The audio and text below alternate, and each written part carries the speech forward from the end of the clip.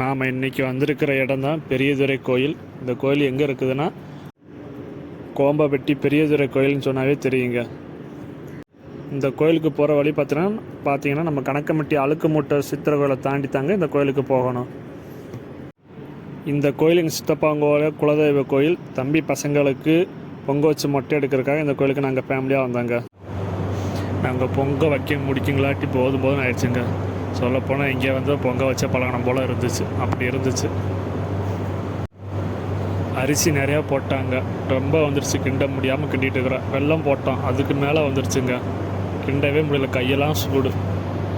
என்ன பண்ணுறதுனே தெரியல. பாதி தனியாக எடுத்து வச்சிட்டோம்.